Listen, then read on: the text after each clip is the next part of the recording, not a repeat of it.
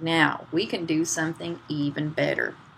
Often when our reports print out, we have them all in one continuous stream. So you might have all 600 of your patrons, one after the other, on about 22 sheets of paper with no breaks or no divisions. And sometimes that can be difficult to deal with. Our sorts column up here helps us to arrange and divide our information so that we get our report in a workable format.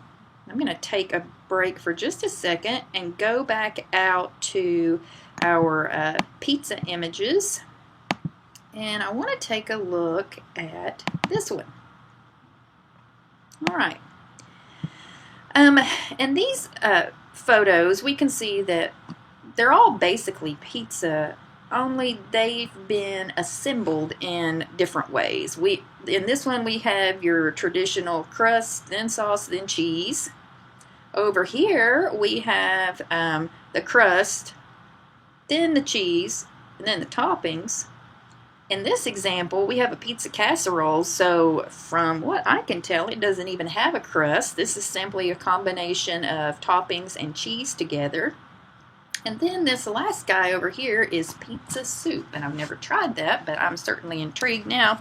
This one is basically mostly sauce, and then toppings, and then cheese sprinkled on top. So if we take this analogy back to our reports, the sorts simply helps us to arrange or give priority to our information that we've pulled up. So let me get that back up here. Oops, wrong screen. I apologize. And finally, here we are back again. Now, I just noticed that since I clicked out of this, Atrium must have thought I wanted to start over. And that's okay, because this gives me an opportunity to revisit these steps. Again, I'm in my patron list report. I wanted to remove the circulation class, so I dumped that back over to possible columns. I want to do the same thing for patron link identifier and patron alert. Now I want to add the email address because I want that in my report. And now I simply rearranged my columns so that I will like the way they look on my paper. Patron name first, email second, and then barcode third. So we're right back to where we started. All right, when I open my sorts, my report hasn't changed. I only have a different screen to look at now. As of right now, Atrium is choosing to sort my data by patron name. So when this gigantic list comes out, all of the patrons' names will be in alphabetical order. I can add a sort to this if I also want those names sorted in another way. Let's say, for example, that, you know what, it would be really nifty if I could have not only the patrons sorted by name, but also by their grade level. I could have all my first graders together. I could have all my second graders together. That would be really cool. So I'm going to add that sort by selecting it from possible sorts and bumping it over to my selected sorts. Now, right at this moment, Atrium has placed a priority on the way that it's sorted. It will first sort by patron name and then by grade level.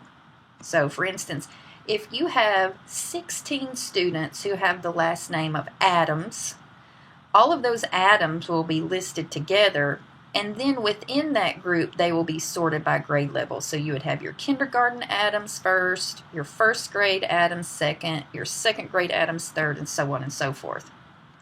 That wouldn't really be helpful for me if I'm trying to look at my school all at once. I think what would be more helpful would be for me to sort these by grade level first. So I'm going to bump that to the top, and then by patron name. Now when my report is presented to me, it's going to have all my kindergartners together, and then within the kindergarten group, they will be sorted by their last name. Then I will have all my first graders together, and within that first grade group, they will be sorted by their last name. So now I've simply arranged my data so that it's going to be in a more workable format for me.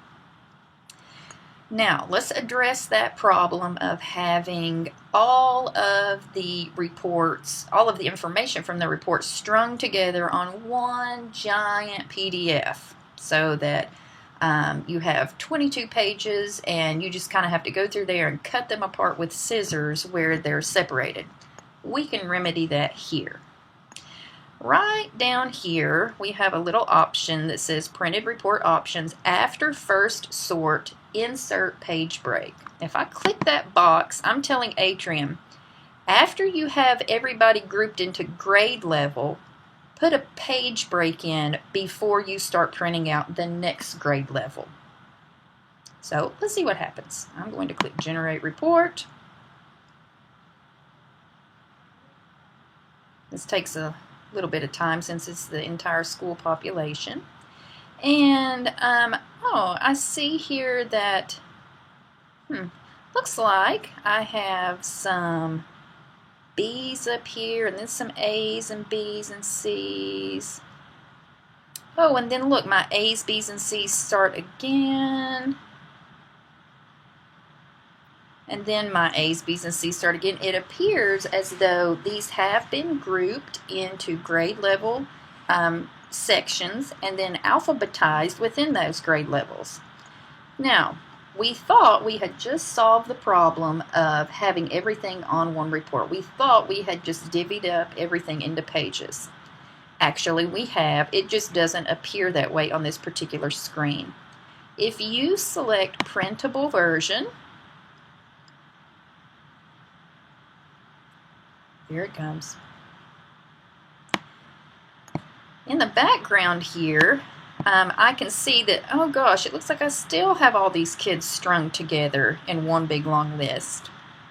But when I look at my actual print preview page, I can see that I will have 19 sheets of paper, and this is what they look like. So here, I'm getting down into the, oh look, a page break. So these students have been broken after the latter part of the alphabet, and then the next group starts on a fresh page with letter A. And these are also broken at the latter part of the alphabet. Now, did you notice that the student's grade level is not on here? That's because we didn't add it to our columns of information on the report, but we were still able to sort it that way by simply selecting that as a sort option back as we were building the report. Then all you would have to do is print the report, and voila, it's yours.